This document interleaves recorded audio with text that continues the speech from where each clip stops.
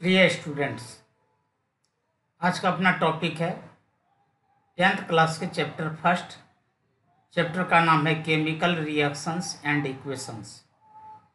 इस चैप्टर में हम लोग ये पढ़ेंगे कि हमारे चारों ओर किस तरीके से परिवर्तन होते हैं। हमारे चारों ओर दो अलग अलग तरीके से परिवर्तन होते हैं। एक होता है फिजिकल चेंज और एक होता है केमिकल चेंजेज। जो फिजिकल चेंजेज होते हैं इसमें कोई भी न्यू सबस्टांस का फॉर्मेशन नहीं होता है, यानी कि no new substances is formed. Melting of ice, lighting of bulb, sublimation of iodine. जैसे कि आपके पास बर्फ रखा हुआ है और यह मेल्ट होकर के पानी में बदलता है, तो इसकी केवल अवस्था में चेंजिंग आता है, इसके फार्मूले में कोई भी चेंजिंग नहीं आता है। इसे कहा जाता है फिजिकल चेंज। यह बल्ब ग्लो करता है, उससे रोशनी मिलती है, या आयोडीन को आप हीट करते हैं। स्टार्टिंग में वह सॉलिड फॉर्म में होता है और गर्म करने पर वह सब्लिमेट हो जाता है, गैसियस स्टेट में डायरेक्ट कन्वर्ट होता है। ये जितने भी एग्जाम्पल्स थे ये कहलाते हैं फिजिकल चेंजेज। कुछ ऐसे भी होते हैं जिसमें कि न्यू सबस्टांस का फॉर्मेशन होता है। तो new substances with new properties formed, like that milk turning sure, rusting of iron, fermentation of grapes, cooking of food, digestion of food, respiration and photosynthesis. जैसे मान लीजिए कि आपके पास दूध है और वह दूध से दही में कन्वर्ट होता है, तो दही का स्वाद खट्टा हो जाता है। तो यहाँ पर क्या हुआ, दूध से जब ये दही बना तो दही में एक नए प्रॉपर्टीज डेवलप हुई। दोनों का केमिकल फॉर्मूला चेंज हो गया। मिल्क का केमिकल फॉर्मूला अलग था, दही का केमिकल फॉर्मूला अलग होगा। तो जिसमें कि न्यू सबस्टांसेज बनते हैं और उसमें न्यू प्रॉपर्टीज डेवलप होते हैं। एक आपको अलग से एग्जांपल बता रहा हूं। जैसे मान लीजिए कि ये हमारे पास हाइड्रोजन गैस है और ये ऑक्सीजन गैस है। जब ये दोनों आपस में रिएक्ट करते हैं तो रिएक्ट करने के बाद यह यहाँ पर वाटर बनाता है H2। हाइड्रोजन यहाँ पर खुद जलने वाली गैस है, ऑक्सीजन जलने में मदद करने वाली गैस है।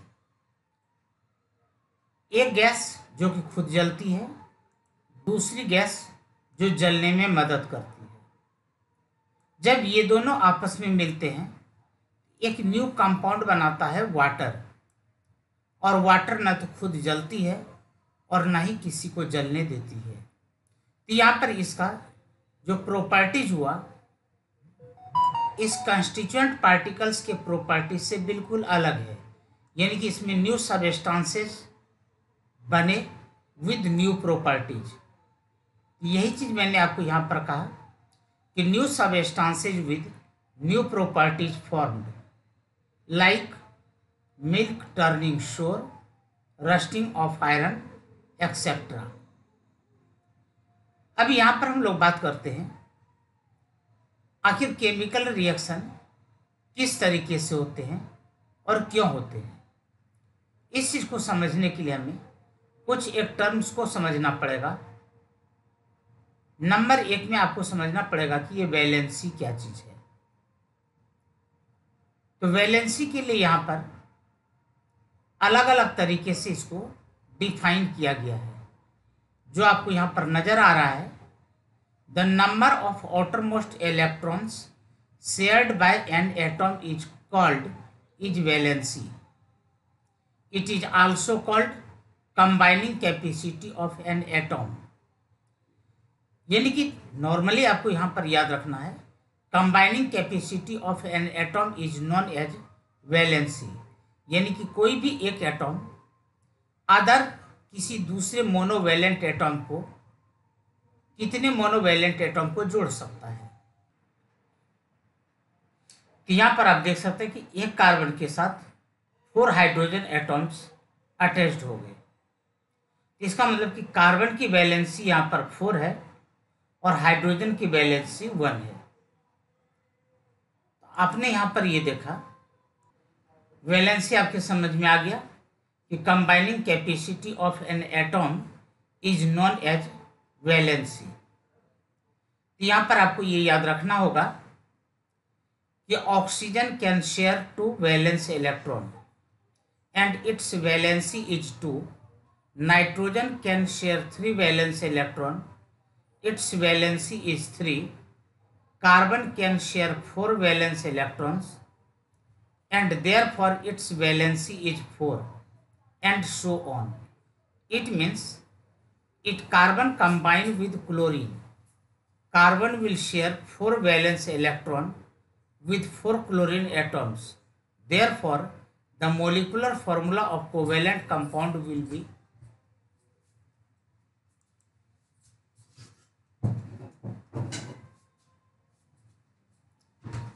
CCl4, carbon tetrachloride. CCl4 carbon tetrachloride. अब यहां पर आगे हम लोग देखते हैं chemical reaction is represented by chemical equation. जब कोई भी केमिकल रिएक्शन होता है तो उस केमिकल रिएक्शन को हम किस तरीके से रिप्रेजेंट करते हैं, और केमिकल रिएक्शन को जिस तरीके से रिप्रेजेंट किया जाता है उसे कहा जाता है केमिकल इक्वेशन। अब यहाँ पर केमिकल इक्वेशन के लिए मेन 2 बातों को जानना बहुत जरूरी है। एक होता है स्केलेटल इक्वेशन और दूसरा होता है बैलेंस्ड इक्वेशन। स्केलेटल इक्वेशन का मतलब है कि equation which is not balanced और atom of elements are equal one reactant and product side, यानी कि इससे आप अनबैलेंस्ड केमिकल इक्वेशन भी कह सकते हैं। यानी कि वह केमिकल इक्वेशन जिसमें कि रिएक्टेंट साइड और product side number of atoms of elements equal नहीं होते हैं। लेकिन बैलेंस्ड केमिकल इक्वेशन में क्या होता है, इसमें सभी एलिमेंट्स के एटॉम्स रिएक्टेंट साइड और प्रोडक्ट साइड इक्वल होते हैं। जैसे कि आप यहाँ पर देख सकते हैं सोडियम प्लस वाटर, इस एरो से पहले जो आपको दिखाई पड़ रहा है ये इतना पोर्शन, ये हमारा कहलाता है रिएक्टेंट, और एरो के बाद जो आपको ये पोर्शन दिखाई पड़ रहा है इसे कहा जाता है प्रोडक्ट।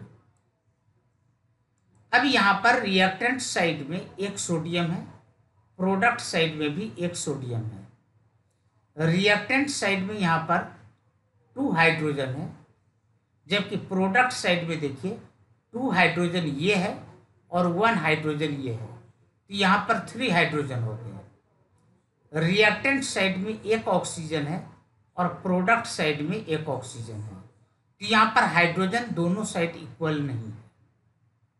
यदि यहाँ पर हाइड्रोजन दोनों साइड इक्वल नहीं है, ये जो इक्वेशन आप देख रहे हैं यह कहलाएगा स्केलेटल इक्वेशन या अनबैलेंस्ड इक्वेशन।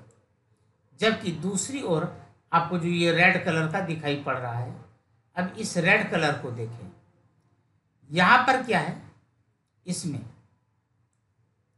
रिएक्टेंट साइड में 2 सोडियम है, तो यहाँ भी प्रोडक्ट साइड में 2 सोडियम है। आप केवल मेरे माउस के पॉइंटर के ऊपर ध्यान रखेंगे। रिएक्टेंट साइड में 2 2 जा 4 हाइड्रोजन है, जबकि प्रोडक्ट साइड में 2 हाइड्रोजन ये माना जाएगा और 2 हाइड्रोजन ये माना जाएगा, तो यहाँ पर भी 4 हाइड्रोजन हो गए। रिएक्टेंट साइड में यहाँ पर 2 ऑक्सीजन है और प्रोडक्ट साइड में भी यहाँ पर 2 ऑक्सीजन माना जाएगा, क्योंकि ये ऑक्सीजन और ये 2 है, तो 2O इससे मल्टीप्लाई करेंगे तो 2 ऑक्सीजन बन जाएंगे।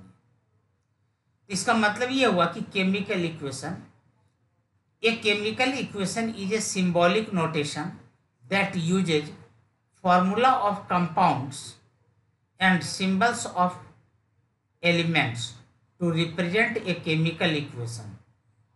Copper oxide reacts with carbon to form copper and carbon monoxide. The reaction may be represented as, जैसे कि मान लीजिए कि आपके पास कॉपर ऑक्साइड है और कार्बन है, इन दोनों को हमने एरो से पहले लिखा है, इसलिए ये दोनों यहाँ पर ये रिएक्टेंट कहलाएंगे। एरो के बाद जो लिखा हुआ है ये दोनों यहाँ पर प्रोडक्ट कहलाएंगे। यहाँ पर जब कॉपर ऑक्साइड कार्बन के साथ रिएक्ट करता है तो यह कॉपर प्रोडक्ट बनाता है और कार्बन मोनोऑक्साइड दूसरा प्रोडक्ट बनता है। तो यहाँ पर जो इसे हमने सिंबॉलिक फॉर्म में रिप्रेजेंट किया है यह कहलाएगा केमिकल इक्वेशन। अब यहाँ पर हम लोग सीखते हैं writing of A chemical equation, यानी कि किसी भी केमिकल इक्वेशन को किस तरीके से लिखा जाएगा। तो यहाँ पर कुछ स्टेप्स दिए हुए हैं, इन स्टेप्स को आप मेमोराइज करेंगे और समझने की कोशिश करेंगे।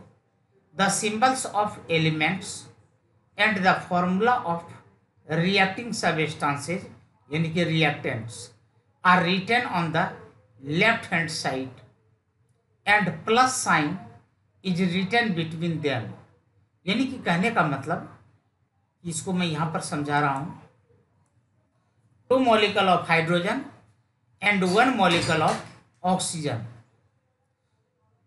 जब भी रिएक्टेंट या प्रोडक्ट्स एक से ज़्यादा हों तो उसके बीच में हम यहाँ पर प्लस निशान लगाते हैं।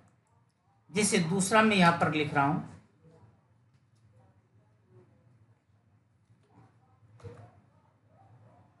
CaCO3,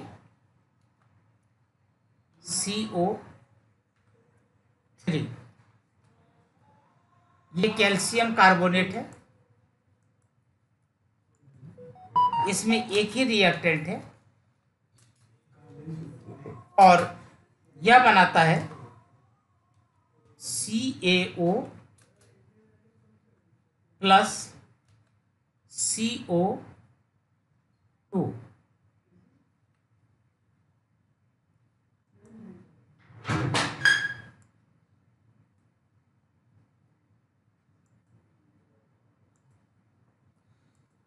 इस बार 2 प्रोडक्ट्स थे, इसलिए इन दोनों प्रोडक्ट्स के बीच में प्लस का निशान लगाया गया। यदि मान लीजिए आपके पास रिएक्टेंट्स भी एक से ज़्यादा हों और प्रोडक्ट्स भी एक से ज़्यादा हों, जैसे मान लीजिए आपके पास Zn प्लस CuSO4, ये 2 रिएक्टेंट्स हैं और इसके बीच में आपने एरो का निशान लगाया और यह रिएक्ट करके कॉपर मेटल बनाता है और ZnSO4।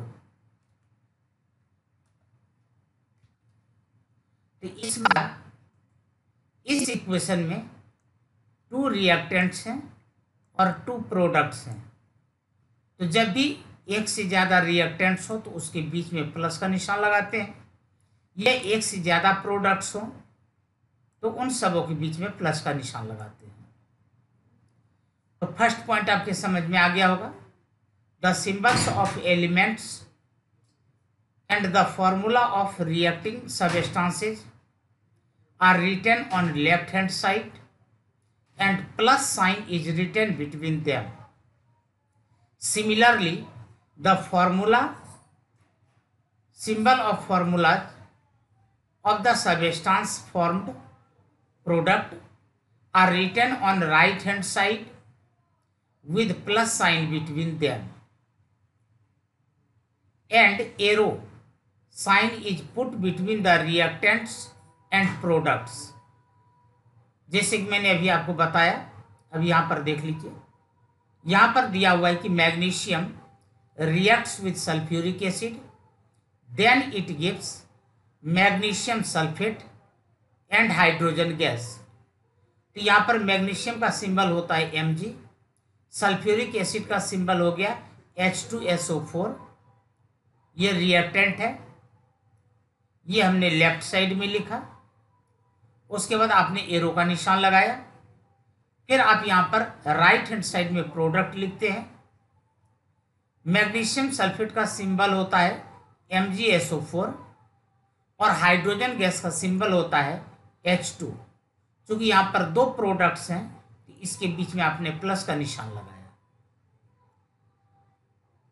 उसके बाद यहाँ पर कभी कभी क्या होता है कि इसके फिजिकल स्टेट को भी रिप्रेजेंट करना होता है। तो फोर्थ नंबर में आप यहाँ पर देखें, the physical state of the reactants and products are also mentioned in a chemical equation. The notation G, L, S, AQ are written in brackets along with symbols and formulas of reactants and products. These symbols stand for aqueous, liquid, solid and gaseous, liquid, solid and gaseous solution। यानी कि जहाँ पर G लिखा हुआ है इसका मतलब हुआ कि यह गैसियस स्टेट में है, जहाँ पर L लिखते हैं इसका मतलब कि लिक्विड स्टेट में है, S का मतलब सॉलिड स्टेट और AQ का मतलब होता है एक्वस सॉल्यूशन। जैसे कि आप यहाँ पर देख सकते हैं, यहाँ पर लिखा हुआ है Mg और ब्रैकेट में S लिखा हुआ है, यानी कि मैग्नीशियम यहाँ पर सॉलिड स्टेट में है। H2SO4 इसके ब्रैकेट में AQ लिखा हुआ है कि सल्फ्यूरिक एसिड यह वाटर में डिजोल्व किया गया है। MgSO4 यहाँ भी AQ लिखा हुआ है, इसका मतलब मैग्नीशियम सल्फेट भी एक्वस सॉल्यूशन के फॉर्मेट में है। और H2 के बगल में G लिखा हुआ है, इसका मतलब कि हाइड्रोजन गैस के रूप में निकल रहा है। अब यहाँ पर गैस रिलीज हो रहा है या सब्सटेंस प्रेसिपिटेट हो रहा है, इसको रिप्रेजेंट करने के लिए आप अप एरो और डाउन एरो का यूज करते हैं। The symbol up arrow may also be used to represent a gaseous product and symbol down arrow is used to represent the formation of precipitate। precipitate का मतलब जो water में insoluble हो, जैसे दूध में आप नींबू निचोड़ देते हैं और दूध से पनीर बन जाता है और पनीर वाटर में insoluble होता है, तो उस केस में हम लोग डाउन एरो लगाते हैं। और sparingly soluble substance form during the reaction which generally settle down in the bottom. यहाँ पर आप देख सकते हैं कि if sodium chloride reacts with silver nitrate then it gives. अब यहाँ पर डाउन एरो है, इसका मतलब हुआ then it gives precipitate of silver chloride and aqueous solution of sodium nitrate. Next point यहां पर ये समझें कि some time temperature, pressure and catalyst of the reaction are indicated above and below the arrow in the equation. कभी कभी क्या होता है कि जब हम यहाँ पर केमिकल इक्वेशन लिखते हैं तो इस एरो के ऊपर या एरो के नीचे हम कैटेलिस्ट को रिप्रेजेंट करते हैं, टेम्परेचर और प्रेशर को भी रिप्रेजेंट करते हैं। जैसे कि यहाँ पर दिया हुआ है, carbon monoxide gas reacts with hydrogen gas in the presence of zinc oxide and chromium oxide at 340 atm pressure and heating, then it gives methanol. It means कि methyl alcohol CH3OH। It is obtained in the form of gaseous state। उसके बाद यहाँ पर इसको आप इस तरीके से भी लिख सकते हैं कि a chemical equation represents an actual chemical reaction in which the reactants and products are known as example 2KMnO4. It is exist in solid state at room temperature. After heating it gives potassium magnate and manganese dioxide and oxygen gas. Similarly, if potassium chlorate is heating with manganese dioxide, then it gives potassium chloride and oxygen gas. अब यहां पर हम लोग बात करते हैं balanced equation. Balanced equation मैंने आपको शुरू में बताया था कि बैलेंस्ड इक्वेशन का मतलब होता है कि जितने एटॉम्स रिएक्टेंट साइड में होंगे हर एक एलिमेंट्स के, उतने ही एटॉम्स प्रोडक्ट साइड भी होंगे। ये आपने समझ लिया है। अब कल के लेक्चर में हम लोग ये पढ़ेंगे types of chemical reaction. Thank you. आपको यदि कोई डाउट हो तो मेरे नंबर पर आप क्वेश्चन पूछ सकते हैं। मेरा नंबर है 9896069141। Thank you.